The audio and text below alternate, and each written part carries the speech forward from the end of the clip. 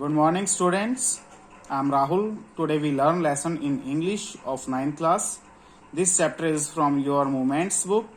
The name of the chapter is The Lost Child, written by Mulkraz Anand. Let's start this chapter. The Lost Child. A child goes to a fair with his parents. एक बच्चा अपने माँ बाप के साथ एक मेले में जाता है. He is happy, वह खुश है, and excited और उत्सुक है, and want the sweets and toys displayed there, और वहाँ सजे हुए स्वीट्स मिठाइयाँ और टॉयज और खिलौने वह चाहता है. But his parents don't buy them for him, परंतु उसके माँ बाप उसे ये सब चीजें नहीं दिलवाते हैं. Why then does he refuse when someone else offer them to him? परंतु जब कोई अजनबी व्यक्ति उन्हें ये सब चीजें उस छोटे बच्चे को दिलवाने की पेशकश करता है, तो वो बच्चा क्यों लेने से इनकार कर देता है. It was the festival of spring. यह बसंत का त्योहार था. From the wintry shades of narrow lanes and alleys emerged a gaily clad humanity. Narrow lanes, narrow roads, alleys, narrow passages. Emerged means come out. Gaily means happy. Clad means clothes.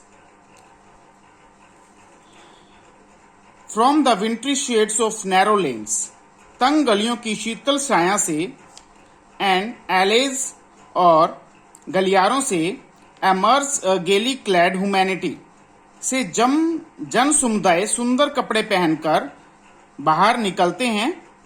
and some walked और कुछ लोग पैदल चलते हैं.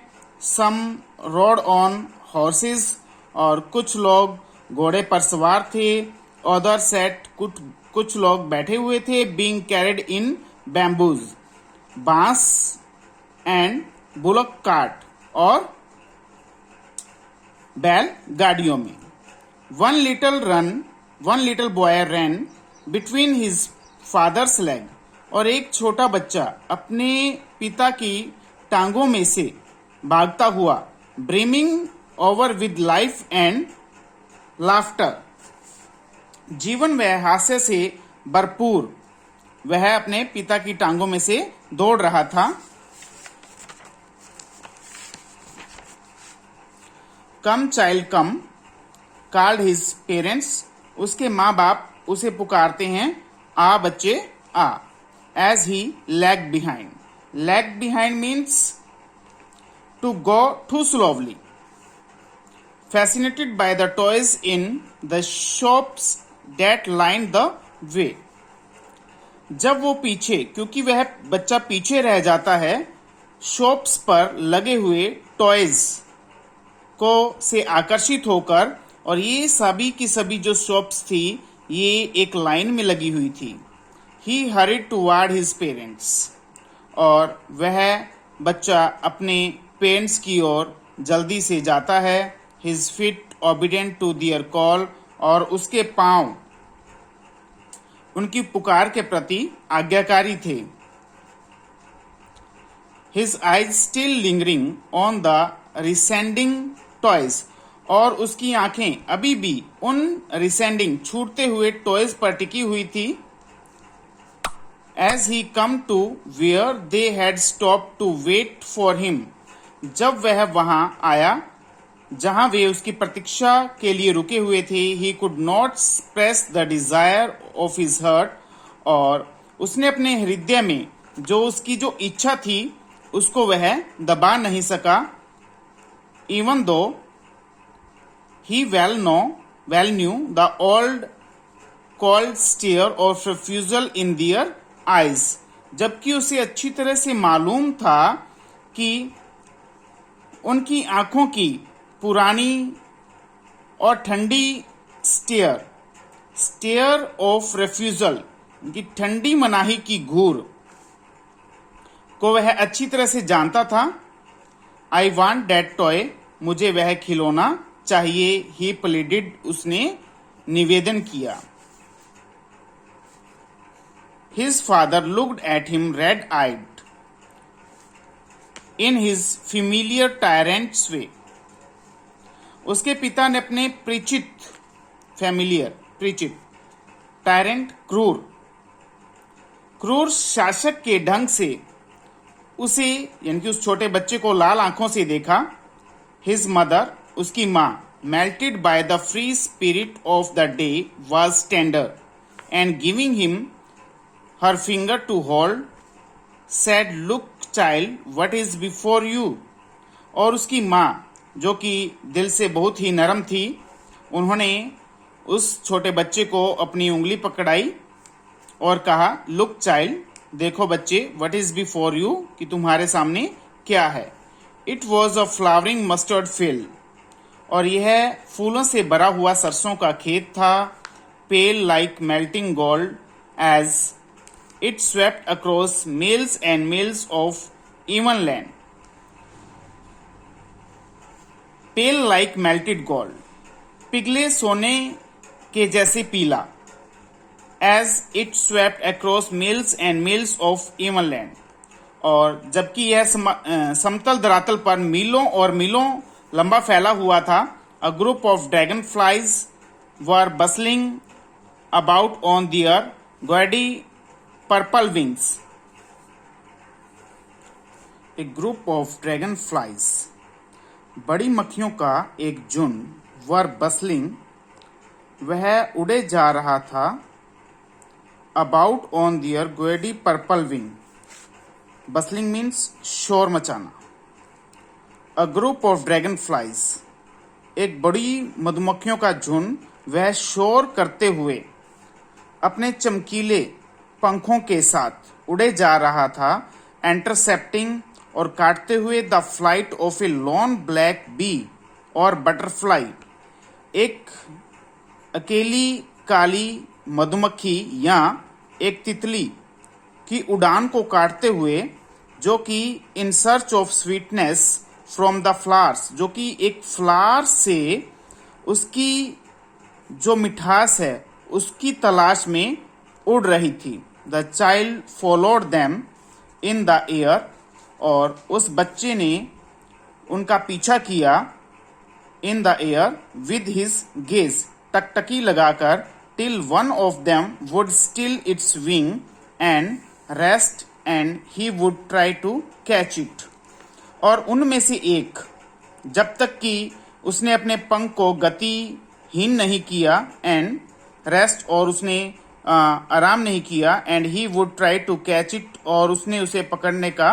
प्रयत्न किया, but it would go flapping up into the air, परंतु वह अपने पंखों को फड़फड़ाती हुई कहाँ चली गई? एयर में चली गई। When he had almost caught it in his hand, जब उसने उसको पूरी तरह से पकड़ ही लिया था। Then his mother gave a questionary call, तब उसकी माँ ने एक चेतावनी भरी पुकार दी। Come child come on to the footpath, कहते कि आओ बच्चे आओ, इस पगडंडी पर आओ। He ran toward his parents gaily, और वह खुशी से प्रसन्नतापूर्वक अपने माता पिता की ओर दौड़ा गया। And walked abreast of them for a while, और कहता है कि walked abreast of them for a while, और कुछ देर तक उनके साथ चला। And being however soon left behind, और फिर वह पीछे रह गया। Attract by the little insect and worms along the footpath that were teeming out from their hiding place to enjoy the sunshine. Attract by the, और वह छोटे जो इंसेक्ट, जो कीड़े मकोड़े थे, और वॉर्म यानी कि जो कीट पतंग थे और वॉर्म और कीड़े थे, उनसे आकर्षित होकर, जो कि सूर्य की सनशाइन की, जो कि सूर्य की किरणों का आनंद प्राप्त करने के लिए वह अपने छिपे हुए स्थानों से बाहर फुटपाथ पर आए थे। Come child come, his parents called from the shade of a grove, where they had seated themselves on the edge of a well. अब उसके माता पिता एक कुएं के किनारे पर बैठे हुए थे, जो कि एक ग्रोव, एक पेड़ों की छाया के नीचे पर था, और वहां से उसके माता पिता उसे पुकार रहे थे कि आ बच्चा, आ बच्चे, आ. He run toward them, और वह छोटा बच्चा उनकी तरफ दौड़ा. A shower of young flowers fell upon the child, और उस बच्चे पर फ्लावर्स की छोटे जो फ्लावर्स थे उनकी एक शोवर उसके ऊपर गिरती है. As he entered the grove, जैसे ही वो ग्रोव कुंज में एंटर करता है, प्रवेश करता है. And forgetting his parents, and he began to gather the raining petals in his hand, और वह अपने माता पिता को भूल जाता है और वह शुरू कर देता है गैदर करना, इकट्ठा करना. रेनिंग पिटल्स, जो गिरती हुई जो बूंदें थी, उनको इकट्ठे करना वो अपने हाथ में शुरू कर देता है. बट लू, परंतु ही हर्ड द कोइंग ऑफ डोव्स, और वह फाख्तों की कुकू की आवाज को सुनता है. And run toward his parents, और वह अपने माता पिता की ओर भाग जाता है. एंड शाउटिंग, और चिल्लाता है, द डोव, फाख्ता, द रेनिंग पिटल्स. और जो रेनिंग मीन्स यहाँ बरसाती, पिटल्स जो कि रेन यानी कि बूंदों के साथ जो पत्तियां गिर रही थी, पंखुड़ियां, drop from his forgotten hands, और बरसाती पंखुड़ियां उसके फॉरगॉटन हैंड्स यानी कि भूले हाथों से नीचे गिर जाती हैं. कम चाइल्ड कम, आ बच्चे आ.